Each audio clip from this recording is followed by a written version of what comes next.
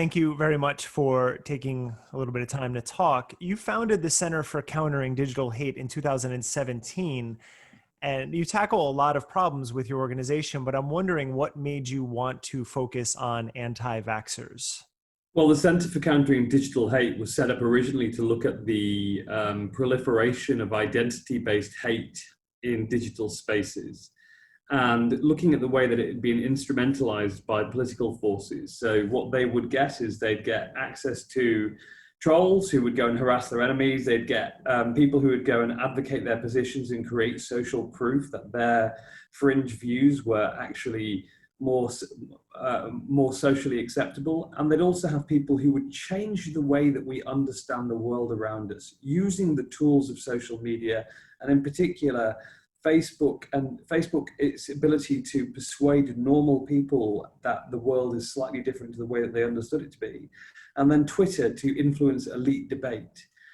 And earlier this year in February, we realized that the spaces that we were normally tracking full of hate actors were pivoting to look at coronavirus, seeing it as an opportunity to further advocate and embed their ideas that the elites can't be trusted, that they're the true voice of the people, and to pursue their conspiracist worldview.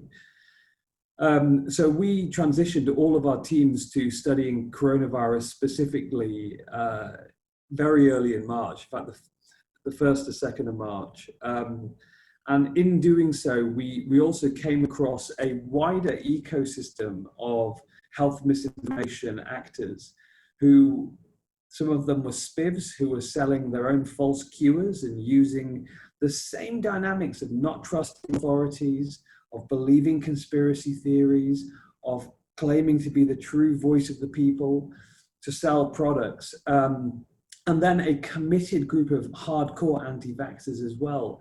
And this coalition of, not to sort of to try and brand it or anything, but a coalition of chaos, coronavirus chaos, came together, and we decided to study it in a lot of detail. And about a month and a half ago, we realized that they'd been trying different methods to keep the sort of conspiracy going. They tried 5G. We all know that had some success for them. They tried track and trace. That didn't have a lot of success for them. So saying that track and trace was about microchipping people so they could track them constantly, which was clearly bananas. And not least of all, the track and trace systems didn't work. So, as I've always argued, the best argument against conspiracy is usually the sheer incompetence of our political masters. And in that case, it really did come true. And then finally, they alighted upon vaccines, and that's been a really, really powerful strand for them to pursue. And we know that that's dangerous because myself, when I was 17, I went to med school, and I'm someone who understands and believes in the scientific method. And we can be pretty confident that vaccines are in fact one of the safest, most effective, and most consequential medical discoveries of the past few hundred years. They've saved countless lives. They've saved children from being crippled with polio and other diseases. And for those to be under assault in coronavirus seemed to me to be incredibly dangerous, because coronavirus is highly contagious. That means that you need to have pretty widespread coverage for any vaccine to be effective. And if substantial numbers of people are being exposed to anti-vax conspiracies and propaganda, it could put at risk our ability to contain the disease, and therefore risk, as we know, tens of thousands of lives year after year after year, because this disease would be raging uncontrolled. Even before the coronavirus, in America at least, we had gone from 94% of adults saying that vaccines were beneficial, and right before the coronavirus it went down to 84%, and that's the wrong direction, obviously. So they were making an impact before that. But the most startling thing that I read in your report and what made me want to reach out to you was finding out that you've identified $1 billion in revenue being generated for these technology companies, and they have a reach of 58 million users. And I want to know how you arrived at that $1 billion mark. So let's work from the beginning. First of all, what we'd already been doing was we'd already been asked in, I think it was January, to study for the APPG, so an all-party parliamentary group, a cross-party group in the UK Parliament, the anti-vax infrastructure. And we'd done something there for them. And I mean, you're right in saying that vaccine hesitancy has been rising in Western countries. That's why in 2019, we had our first serious measles outbreak in the developed world. And it was getting to, between 10, 15%. In the UK, we found coronavirus hesitancy at 30%, 3 in 10 people, and in the US, 4 in 10 people. Now, what's driven that acceleration in the past few months from a position where it was about 1 or 2 people in every 10? And that's what's been building up over years and years of anti-MMR and anti-vaccine conspiracy theories, driven by people like Andrew Wakefield, who famously published an article in the Lancet, a medical journal in the UK, which they shamefully published, which started this whole phenomenon in its modern incarnation. So we knew that these groups existed. We'd been looking at them. I asked the team to revisit that study and look at, well, how big are these spaces now? And we'd identified 409 groups. So Facebook groups in which people were discussing health information or specifically about vaccines. And groups and individuals who had a follower base on social media, which, of course, the reason why social media companies have these people on their platforms are that people want, there are some people who want to hear from them. And they are, by publishing them, they are making a decision that they would seek to monetize that content. Because these platforms, let's not forget, they weren't designed for free speech. The timeline is not about who's written the most recent thing. It's an algorithmically generated list of content which prioritizes that information which is most engaging. And it's designed to keep us scrolling down and being fed ads contextually as we do so. And so when we looked at these platforms, with the 409 spaces, we counted up a total of 58 million followers. We knew that had grown by about 8 million, I think it was, over the coronavirus crisis. We'd estimated that was about 1.5 million a month. And we then applied a series of calculations using open source intelligence. So, for example, with Twitter, we know how much they have themselves stated that monetizable daily average users bring them. With Facebook, we had similar level data, with Google as well. These are calculations that we've used in the past for previous reports, most notably when we studied the value of David Icke to these platforms. And they've been, my argument has always been that if they were wrong and if our calculations were bad, my gosh, they would have gone for us over that, surely. And they failed to do so. I suspect that because we're incredibly conservative in our economics, we try not to put ourselves in a position where we're overclaiming that we may have underestimated it. And so if they actually challenged it, they'd have to give a real number, and the real number is substantially higher.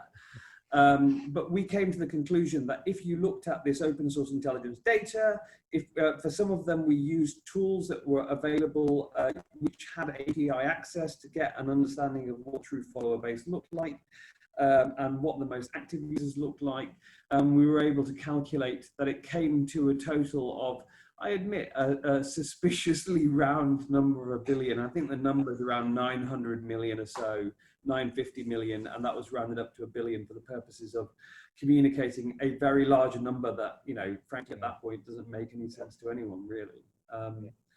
So yeah, that's how we came to it. The Lancet, unfortunately, took 12 years to retract Wakefield's study, and it's well known that he was paid $800,000 to falsify data. Brian Deere's done that reporting. I'm going to be talking to Brian in a few weeks. And 10 of the 13 researchers retracted their support of it. And all of this is well known, and yet Wakefield is only in some circles gaining in popularity, especially right now. Why do you think that? What is it about the mindset that people still cling to him and champion him in this work that he's doing? There's a lot of research to show why people hold aberrant views and conspiracist worldviews. And on a personal level, I'm genuinely really interested. As the chief executive of the Center for Countering Digital Hate, I refrain from indulging my, my barely remembered clinical understanding of these behaviors and the social psychology and individual psychology and neurology papers that I've read since then. Because in the end, the motivation should not matter to me so much as the effect of what they do and the tools that I have available to me to shut them down and shut their spaces down. And I'm pretty serious about being clear with myself and with the organization, and my colleagues are the same. We don't want to almost give credibility or sympathy for their views for the views of anti-vaxxers, some of whom I do believe genuinely hold those opinions, erroneous as they may be. And they hold them with great passion and with as much certainty as I have that looking at the historical record, we can be certain that vaccines are some of the safest interventions we've ever created. They hold their views based on aberrant information, using things like confirmation bias, using, managing to resolve their own cognitive dissonance between the facts and what they believe. That they, I understand why they exist, but it's not my job to sort of to excuse it. So Right. I'm sorry if that wasn't terribly helpful, but No, absolutely. I No, hold no. very strongly. I hold very strongly the belief that, especially Facebook and others, they want to argue these are legitimate opinions at the same time as recognizing that when they go out in public statements, they have to say, of course, we'll crack down on them. So their own terms of service say, of course, we'll crack down on them, because, of course, the majority opinion of the almost untraveled opinion of the scientific community, of legislators, of policymakers, of the public is these spaces are dangerous, these individuals are dangerous, they're dangerous propagandists, and they can cost thousands of lives, and so therefore they should have access taken away from them. They should not be given access to the most powerful communications platforms on earth that are literally designed to advantage them over factual sources. I've worked as a journalist in the health and wellness space for decades. I'm also a fitness and yoga instructor, so I've been around these people. And one of the incredible aspects of the way that they think is that vaccines work by allowing your body to produce antibodies naturally. You're right. They're one of the most efficacious realizations of thousands of years in the making, but really 200 years in terms of modern science that we've come up to, and it's all about that. But for some reason, they really do passionately believe they're evil, mostly because of some ingredients that are actually not harmful at all. So, One thing that we talk about both in the podcast and I write often about, though, is my gut reaction always is visceral, and it's just to kind of shake people. But one thing that has come out in the literature, and some psychologists do recognize, to not engage and call people dumb, but to try to engage them and show them the the error of their ways, let's say. And with your organization, you're talking a lot about shutting down. And I do want to talk about that next, about how you would exactly approach the technology companies, but how we do have these platforms, and how would you advise, or how would you feel about going about engaging anti-vaxxers in any capacity? So the evidence from both the social psychology, so if you look at studies done by Nyhan and Riefler, and the subsequent corpus of work on anti-vax, on disabusing people of anti-vax beliefs, that there is strong evidence to suggest that A, it's difficult if not impossible, and B, that there may be, to some extent, a backfire effect, that it may entrench views to try and tell people that these are the facts as the scientific establishment have them. And that comes down to complex psychological and psychological reasons. There is evidence that inoculation can work. Ironically, you can have a vaccine against vaccine misinformation, and that's the work of people like Sander van der Linden at the Cambridge Fake News Unit, who's done amazing work, interesting work on how do you give people information, before they can be infected, to give them resilience against propaganda when they then receive it. And that's really interesting to me. It's interesting on an intellectual level. Again, that's an ecosystem of responses that exist out there. And my job is not to do everything at the same time. I have a relatively small organization behind me. We're growing because we've gained some purchase with reports like the Anti-vaxx report in having perhaps a unique understanding of the digital dynamics of this. But there is also a digital aspect to it, which is that, and this comes back to one of our first reports ever, Don't Feed the Trolls, which is that, and it comes back to why these platforms are so dangerous. All these platforms are based on engagement. And here's the problem with facts and misinformation. Facts aren't that engaging. If the NHS tweets or the CDC tweets something, I would never ever write back, "Well done, guys," or retweet. It's just a weird thing to do. Who retweets the NHS? It's a really dorky thing to do. But if someone says, "You know what? The sky is green. I want to virtue signal my superior scientific understanding that the sky, sir, is blue."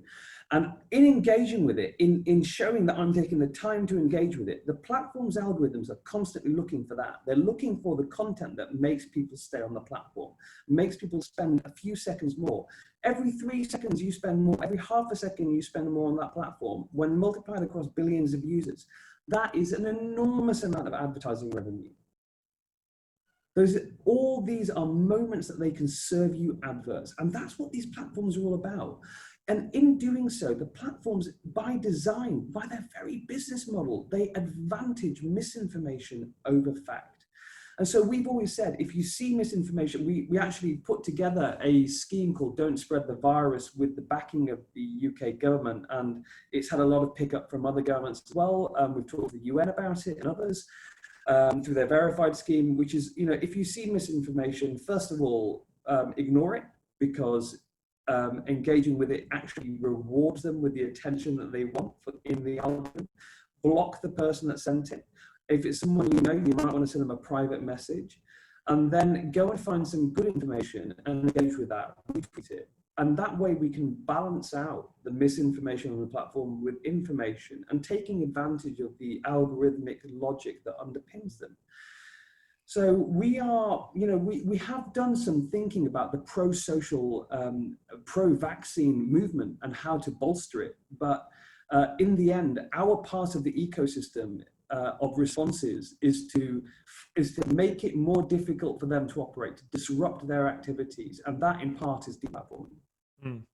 I watched your appearance on CBS where you were talking about Mark Zuckerberg's interview with Dr. Fauci. And it was wonderful. And I wonder how, on a platform level, how do we hold these platforms accountable? You mentioned earlier that they say they're going to do things and then they rarely do, or sometimes it's just minor tweaks. Twitter taking down the QAnon accounts this week, for example, and then they were right back up is a good example of that.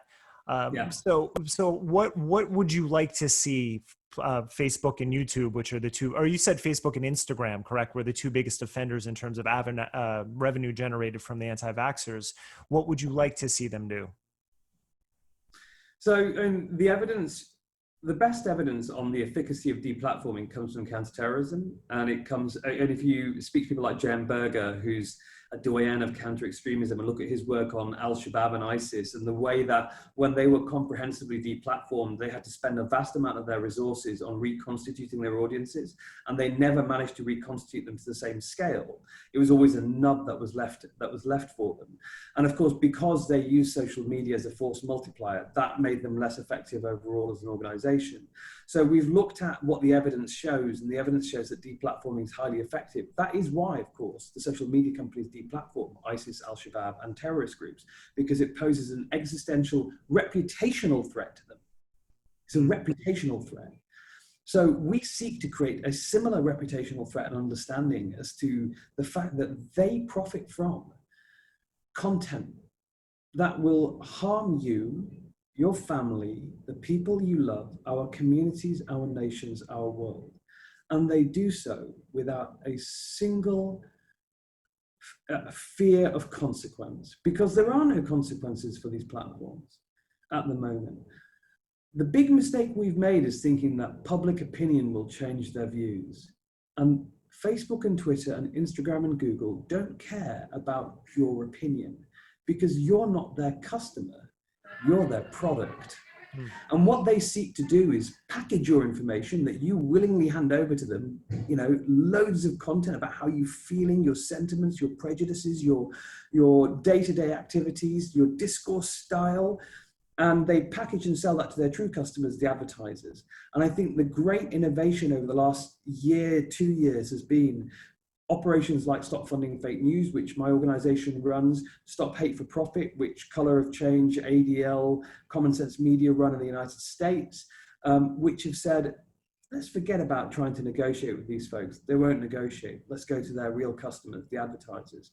And where those advertisers are business to consumer, rather than business to business like Facebook and Google, where they're business to consumer, they are, of course, sensitive to what members of the public think.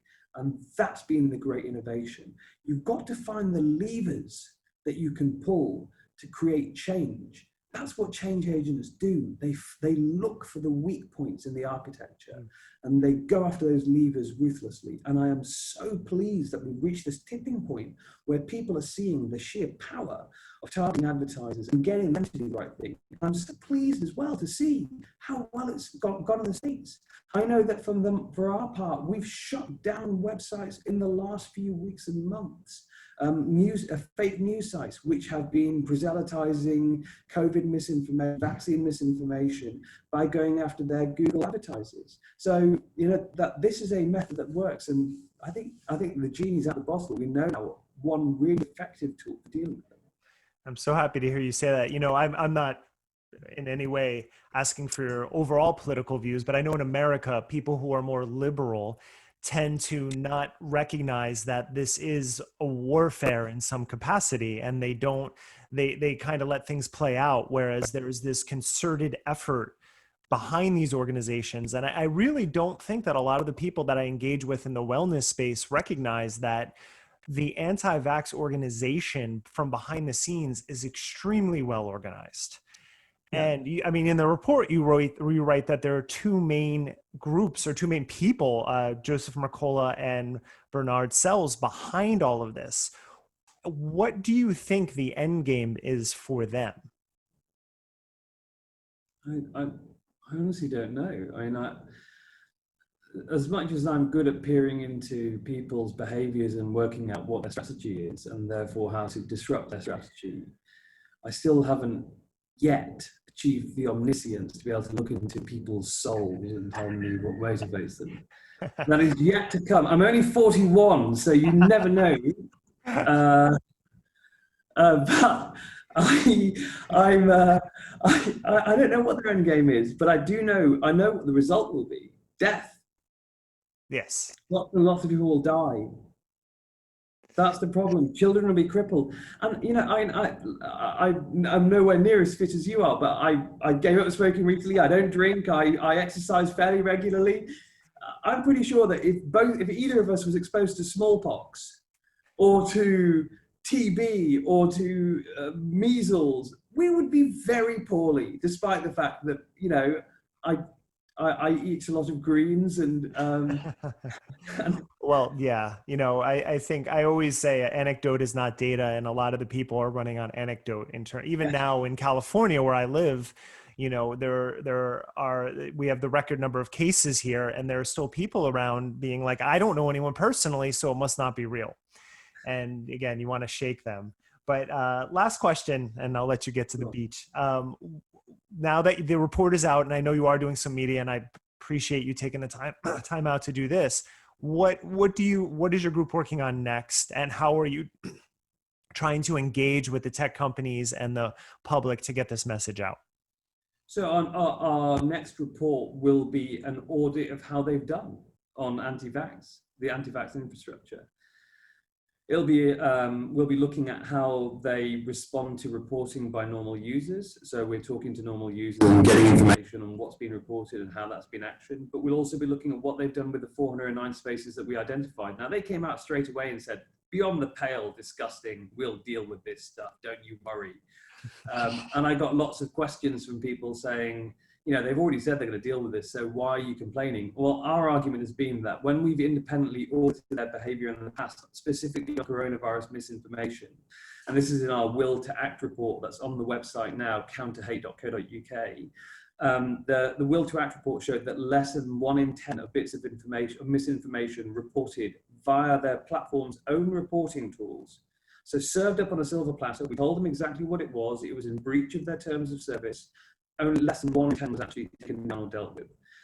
And I think in the parts a tactical mistake by them, they then texted me in the morning the report came out saying, oh, we've taken it all down now. So I assume they wanted me to give them brownie points, to say that they're wonderful. But in fact, all that said to me was A, they didn't deal with it when they first saw it, and B, it was in breach of their terms of service.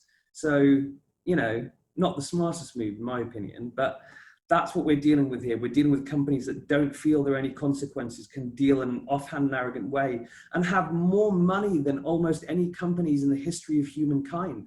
They're able to buy the best lobbyists, the best PR spinners. And we're a relatively small, initially UK based. We're opening an office in Washington. In fact, I'm on my way to Washington on Thursday to start the setup for our DC office.